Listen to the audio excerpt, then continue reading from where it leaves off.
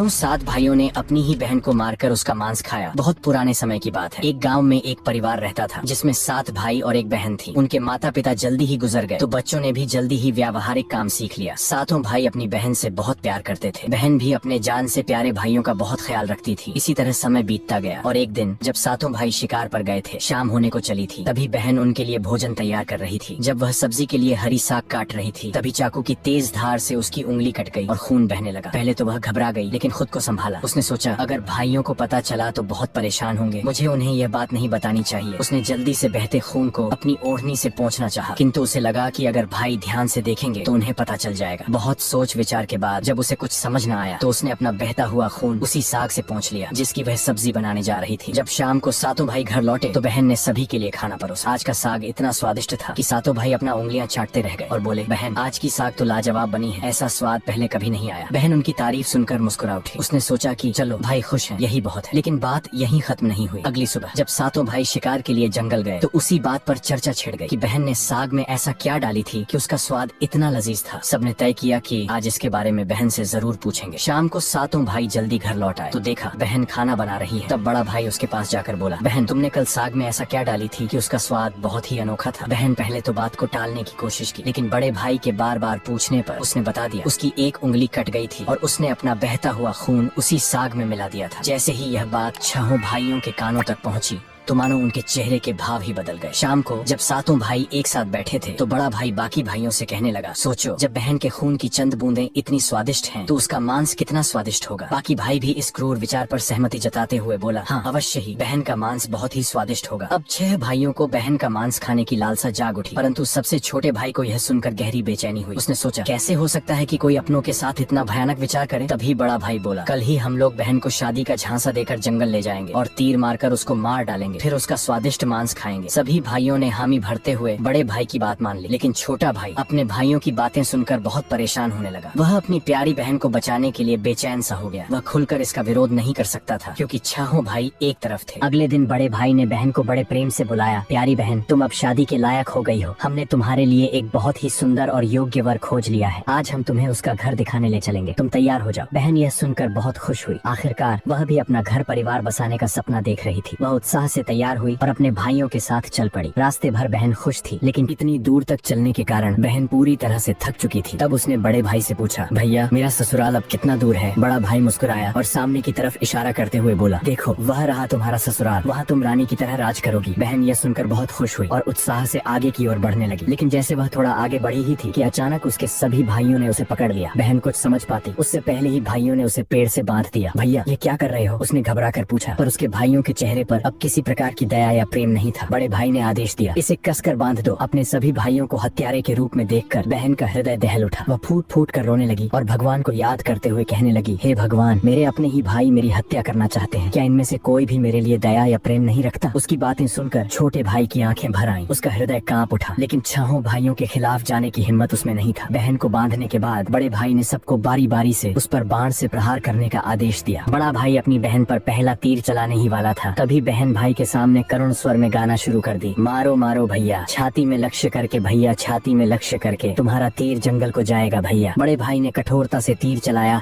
लेकिन निशाना चूक गया। इसके बाद दूसरा भाई तीर चलाने को आगे बढ़ा। बहन ने पुनः वही करुण गीत गाया। दूसरा भाई भी निशाना साधने में असफल रहा। एक एक करके सभी 6 भाइयों ने अपनी बहन को मारने की कोशिश की, परंतु हर बार उनका निशाना चूक जाता। अब सबसे छोटे भाई की बारी थी। सभी भाई उस पर चिल्लाते हुए बोला, पूरी ताकत से तीर चलाना, बहन को एक ही वार में मार डालना। अगर तुम असफल रहे तो हम तुम्हें भी जिंदा नहीं छोड़ेंगे। छोटे भाई के लिए यह स्थिति असहनीय थी। वह अपनी बहन से अत्यधिक स्नेह करता था। बहन ने जब छोटे भाई की जान खतरे में पड़ते देखी तो उसने मन ही मन निर्णय कर लिया, वह अपनी प्राण त्याग देगी, लेकिन अपने सबसे प्रिय भाई को मरने नहीं देगी। उसने मन ही मन ईश्वर से प्रार्थना की, हे भगवान मेरे इस छोटे भाई का तीर मेरी छाती भेदने में सफल हो जाए, ताकि इसे इन पापी भाइयों के हाथों मरना न पड़े। फिर उसने करुण स्वर में वही गीत गाए, मारो मारो भैया, छाती में लक्ष्य करके भैया, छाती में लक्ष्य करके, तुम्हारा तीर तीर मेरी छाती को भेद जाए भैया। छोटे भाई की आंखों से अश्रुधारा बहने लगी, पर वह मजबूर था। उसने कांपते हाथों से तीर चलाया। तीर बहन की छाती में गहराई से उतर गया। वह दर्द से कुछ देर छटपटाती रही और फिर उसकी आंखें हमेशा के लिए बंद हो गईं। 6 भाइयों ने अपनी कुटिल योजना को सफल होते देखा तो उनके चेहरे पर क्रूर मुस्कान आ गई। अब 6 भाइयों ने मिलकर बहन के शव को टुकड़ों में काट डाला। बड़े भाई ने छोटे भाई को जंगल से लकड़ी और पानी लाने को कहा। छोटा भाई भीतर ही भीतर बहुत ही ज्यादा चिंतित था। उसकी आंखों के सामने उसकी प्रिय बहन की शव को टुकड़ों में काट उसके मांस को पकाया जा रहा था, लेकिन वह असहाय था। जब वह जंगल गया तो पानी और लकड़ियों के साथ कुछ मछलियां और केकड़े भी ले आया। उसने मन ही मन सोचा, मैं अपनी बहन का मांस नहीं खा सकता, लेकिन अगर मैंने विरोध किया तो ये निर्दयी भाई मुझे भी मार डालेंगे। जल्द ही चावल और मांस तैयार हो गया और भोजन परोसा गया। सभी भाई मांस खाने के लिए उत्सुक थे। छोटे भाई ने चुपके से अपने खाने की जगह एक गड्ढा खोद रखा था। जैसे ही उसकी थाली में बहन का मांस परोसा गया, उसने बिना किसी को दिखाए मांस को गड्ढे में डाल दिया और मछली केकड़ा खाने लगा। बाकी के सभी भाई अपनी बहन की हड्डियां चबा रहे थे। जब सभी का पेट भर गया तो बड़े भाई ने छोटे भाई से कहा, अब यह जूठन साफ करो। छोटे भाई ने बहन की हड्डियां व बाकी अंगों को इकट्ठे किया और चुपके से उसी गड्ढे में डालकर मिट्टी से ढक दिया। समय बीतता गया। उस जगह से एक बांस का पौधा उगाया और धीरे धीरे वहाँ बांसों का समूह बन गया। फिर एक दिन एक संत वहाँ से गुजर रहे थे। तभी उनकी नजर बांस के समूह पर पड़ी, जो कि बहुत बड़ी और घनी थी और ये बाकी बांसों से थोड़ा अलग प्रतीत हो रहा था। तो संत ने सोचा, क्यों न बांस से एक वाद्य यंत्र बनाया जाए जिससे मैं गाँव में घर घर बजाकर भिक्षा मांग सकूं। तो उन्होंने एक बांस काट लिया और उसे अपने साथ ले गए। संत ने उस बांस से सारंगी नामक एक वाद्य यंत्र बनाया। वे उसे बजा बजा कर दिन भर लोगों के घर जाकर भिक्षा मांगते और बदले में खूब सारा उपदेश देते थे। एक दिन संत भिक्षा मांगते हुए उसी गांव में जा पहुंचे जहां वे 7 भाई रहते थे और अब तक 6 भाइयों का विवाह हो चुका था, लेकिन 7वां भाई अब भी अकेला था। वह अपनी बहन के दर्द को भूला नहीं था और इसीलिए उसने विवाह भी नहीं किया। जब संत बड़े भाई के घर पहुंचे, जैसे ही उन्होंने आंगन में कदम रखा, उनके सारंगी ने खुद ही गाना शुरू कर दिया, नहीं बजोरे सारंगी, यही है दुश्मन सबसे बड़ा। बड़े भाई के घर नहीं बजोरे सारंगी, दया प्रेम सब छोड़कर रिश्ते में यही दाग लगाया। ये सुनते ही बड़े भाई के पसीने छूटने लगे। वह आवाज सुनकर तुरंत भाप गया कि ये तो मेरी बहन की आवाज है, जिसे हम 7 भाइयों ने बहुत साल पहले मारकर खा गए थे। वह सोच सोच कर परेशान हो रहा था कि कहीं अगर गांव वाले को सच्चाई का पता चला तो क्या होगा। उसने तुरंत अपनी पत्नी से कहा, जल्दी से योगी को भिक्षा देकर विदा करो। योगी बिना कोई प्रश्न किए भिक्षा लेकर वहाँ से आगे बढ़ गया। इसके बाद योगी बारी बारी से 6 भाइयों के घर पहुँचे। हर बार जैसे ही वे किसी भाई के आंगन में कदम रखते, सारंगी फिर वही करुण गीत गाने लगता, नहीं बजोरे सारंगी, यही है दुश्मन सबसे बड़ा, इन पापी भाइयों के घर नहीं बजोरे सारंगी। सभी भाई बहुत परेशान होने लगे, इसलिए एक के बाद एक सभी भाइयों ने अपनी पत्नी से कहा कि तुरंत योगी को भिक्षा देकर विदा कर दो। अंत में योगी सबसे छोटे भाई के घर पहुँचे। जैसे ही योगी ने उसके द्वार पर कदम रखा, सारंगी ने अपनी धुन बदल ली और एक नई मधुर संगीत बजने लगी, बजो रे बजो सारंगी, मेरे सबसे छोटे भाई के घर मन की बात मन में छुपाकर युग युग से रख रहा है, बजो रे बजो सारंगी, यही है मेरे सबसे प्यारे भाई का घर। ये सुनकर छोटा भाई चौंक गया और सोचने लगा, ये तो मेरी बहन की आवाज जैसी प्रतीत हो रही है। फिर मन ही मन सोचा, नहीं नहीं ये मेरा भ्रम है। लेकिन संगीत को बार बार दोहराने के बाद वह अजीब सा महसूस करने लगा। उसने तुरंत योगी को सम्मान पूर्वक अपने घर में बैठने के लिए कहा। छोटे भाई ने योगी का खूब सम्मान और जलपान से स्वागत किया। फिर उसने उनसे सारंगी की कहानी पूछी। योगी ने उसे बताया कि यह वाद्य यंत्र एक विशेष बांस से बना है, जो एक अज्ञात जगह पर जंगलों के बीच से उगे बांस के समूह से लिया गया था। ये सारंगी से उत्पन्न संगीत और योगी की बात सुनकर छोटा भाई सोच में पड़ गया और मन ही मन विचार करने लगा कि हो सकता है इस सारंगी से मेरा कोई गहरा संबंध हो। फिर छोटे भाई ने योगी से विनती की, कृपया यह सारंगी मुझे दे दीजिए, मैं इसे हमेशा अपने पास रखूंगा। योगी ने सहानुभूति से उसकी ओर देखा और बिना कोई सवाल किए वह सारंगी छोटे भाई को सौंप दिया और वहाँ से चला गया। योगी के जाने के बाद छोटे भाई ने सारंगी को एक पवित्र स्थान पर रख दिया। उसने उसे धूप दीप जलाकर सम्मान दिया जैसे वह कोई पूजनीय वस्तु हो। लेकिन कुछ ही दिनों में उसने अपने घर में एक अजीब सा बदलाव महसूस किया। हर दिन जब वह काम से लौटता तो देखता कि घर के सारे काम हो चुके हैं,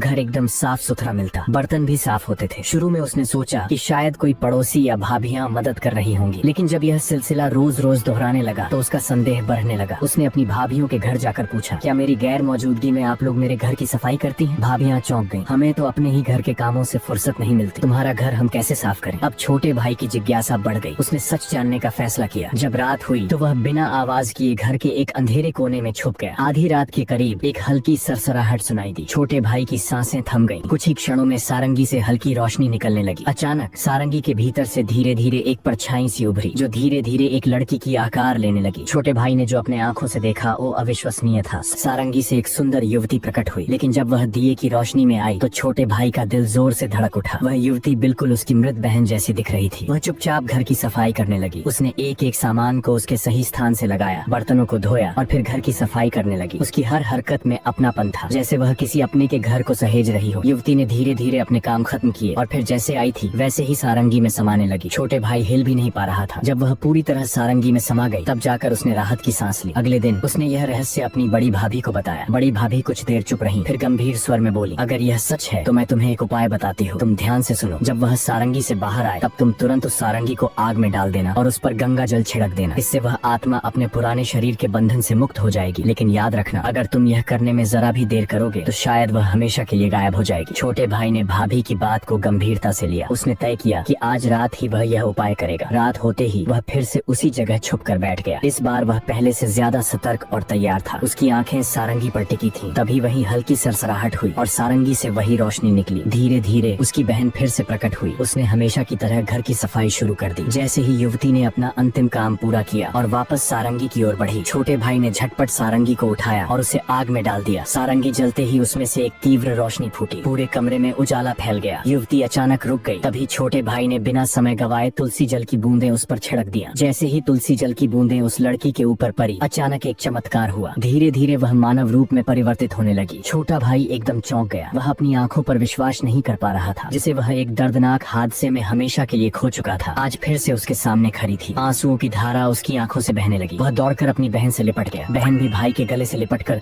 जोर जोर से रो पड़ी। दोनों एक दूसरे को देखकर फुट फुट कर रो रहे थे। छोटे भाई ने अपनी बहन का हाथ थाम लिया, जैसे वह कभी उसे दोबारा खोना नहीं चाहता था। लेकिन कहानी यहीं खत्म नहीं हुई। छोटे भाई ने तय किया कि वह अपने 6 भाइयों को उनके पापों का एहसास कराएगा। छोटे भाई ने पूरे गांव वाले को इकट्ठा किया। उसके चेहरे पर दर्द और आंखों से आंसुओं की धारा बह रही थी। उसने कांपती आवाज में कहना शुरू किया, आज मैं आप सभी को एक बहुत बड़ा सच बताने जा रहा हूँ। एक ऐसा सच जिसे सुनकर आपके रोंगटे खड़े हो जाएंगे और आपको अपने ही परिवार से भरोसा उठने लगेंगे कि कोई अपनों के साथ भी ऐसा कर सकता है। लेकिन मैं ऊपर वाले से यही दुआ करता हूँ कि ऐसा किसी के साथ न हो। फिर छोटे भाई ने बताना आरंभ किया, मेरी बहन जो वर्षों पहले मर चुकी थी, उसकी मौत कोई हादसा नहीं थी, बल्कि मेरे अपने ही 6 भाइयों ने उसे शादी का झांसा देकर जंगल में ले गया और मेरे ही हाथों बहन की हत्या करवा दिया। इतना ही नहीं, उन्होंने उसके शव को टुकड़े कर उसके मांस को पकाकर खा भी लिया। इतना सुनते ही गांव वाले की सांसें थम सी गईं। फिर छोटा भाई बोला, लेकिन पता नहीं ये ईश्वर का कैसा चमत्कार है। मेरी बहन जो वर्षों पहले इस हादसे का शिकार हुई थी, वो आज भी हम लोगों के बीच बिल्कुल सही सलामत खड़ी है। इतना बोलकर छोटे भाई ने अपनी बहन को आवाज दिया, आओ बहन, सबके सामने आओ। बहन धीरे धीरे आगे बढ़ी। जब वह सबके सामने आई तो उसे देखकर सभी की आंखें फटी की फटी रह गई। किसी को भी अपने आंखों पर यकीन ही नहीं हो रहा था कि जो लड़की वर्षों पहले मर चुकी थी वो आज उन सबके सामने खड़ी है, बिल्कुल वैसे ही जैसे पहले थी। किसी को भी इस चमत्कार पर भरोसा नहीं हो रहा था, लेकिन सच तो यही था कि उसका पुनर्जन्म हुआ है। गांव वालों को छोटे भाई की बातें सुनकर और उसकी बहन पर हुई अत्याचार को देखकर सभी की आंखें नम हो गईं। बहन की पुनर्जन्म की बात जब 6 भाइयों तक पहुंची तो मानो जैसे उनके पैरों तले जमीन सी खिसक गई हो। इधर गांव वाले आपस में बात कर रहे थे कि इन दरिंदों को समाज में रहने का कोई अधिकार नहीं, जो अपनी ही बहन को मार कर खा सकते हैं। वो गांव भला इन राक्षसों से कैसे सुरक्षित रहेगा। हमें अभी इन राक्षसों को गांव से बाहर कर देना चाहिए। अब लोगों का गुस्सा 7वें आसमान पर था। गांव के बड़े बुजुर्गों ने विचार किया कि हमें इन पापियों को सजा देना ही होगा। अगर आज इन्हें छोड़ दिया गया तो पता नहीं आए दिन ये किसके लिए कब और कैसी मुसीबत बन जाए। तभी बड़े बुजुर्गों का आदेश पाकर गांव के कुछ लोग 6 भाइयों के घर गए और उनको घसीटते हुए सभी के सामने ले आए। डर के मारे सभी भाइयों की हालत बहुत ज्यादा खराब हो चुकी थी। अब गांव वालों ने फैसला सुनाया कि इन दुराचारियों को लाठियों और डंडों से पीटते हुए गांव की सीमा तक छोड़ा और याद रहे आज के बाद ये कभी भी इस गांव में दिखाई नहीं देने चाहिए। इतना सुनते ही 6 भाई गांव वालों के सामने गिड़गिड़ाकर अपने जिंदगी की भीख मांगने लगे। लेकिन उनकी काली करतूतों को जानकर किसी को भी उन पर दया नहीं आई। यहाँ तक कि उनकी पत्नियां भी उनकी घिनौनी हरकतों को जानकर उनको हमेशा के लिए छोड़कर अपने मायके चली गई। इधर लोगों की आंखों में गुस्से की ज्वाला भड़क रही थी। अब 6 भाइयों को लग रहा था कि आज उनके जिंदगी का आखिरी पल है और अब उन्हें बचाने के लिए कोई आगे नहीं आएगा। ये सब सोचकर उनका रो रो कर बुरा हाल हो गया था। लेकिन तभी उनकी ऐसी दुर्दशा और बेबस हालत को देखकर बहन से रहा नहीं गया और उनको बचाने के लिए आगे आई और रोते हुए गांव वालों से बोली, मैं मानती हूँ कि मेरे भाइयों की गलती माफी के लायक नहीं है, लेकिन है तो ये मेरे अपने ही भाई। इन्हें अपनी गलती का एहसास हो चुका है। मैं आप सभी से हाथ जोड़कर विनती करती हूँ कि इन्हें अपनी गलतियों को सुधारने का एक मौका दीजिए। वह बार बार रोते हुए गाँव वालों से मिन्नतें कर रही थी। ये सब देखकर 6 भाइयों का हृदय कांप उठा। वे आपस में एक दूसरे से कहने लगे कि जिस बहन के ऊपर हम लोगों ने इतना अत्याचार किया, आज वही हमें बचाने के लिए सामने खड़ी है। उन्हें अपनी गलतियों पर गहरा पछतावा होने लगा और वे फूट फूट कर रोने लगे। बहन का अपने भाइयों के प्रति प्रेम और क्षमा भाव को देखकर गांव वाले का हृदय भी पिघल गया। उन्होंने भाइयों को माफ कर दिया। भाई को माफ होते देख बहन बहुत खुश हुई और उनके पास गई। तभी सभी भाई रोते हुए बहन के सामने हाथ जोड़कर अपने किए की माफी मांग रहे थे और अपने गलतियों को कोस रहे थे। बहन से अपने भाइयों की आंखों में आंसू देखी नहीं गई और वह खुशी खुशी अपने भाइयों को माफ कर दी। सभी भाई बहन से लिपट कर रो पड़े। ये सब देखकर गांव वालों के भी आंखों में आंसू झलक आए। अब सभी भाई बहन को लेकर अपने घर को लौट गए। अब सभी भाई अपनी बहन से अत्यधिक स्नेह करने लगे और पहले से भी ज्यादा अपनी बहन का ख्याल रखने लगे। वे हंसी खुशी अपनी जिंदगी बिताने लगे। अब ये कहानी यहीं पर समाप्त होती है। आप लोग बताइए कि ये कहानी आपको कैसी लगी, और ऐसी ही लोक कथाएं सुनने के लिए हमारे चैनल को सब्सक्राइब जरूर करें।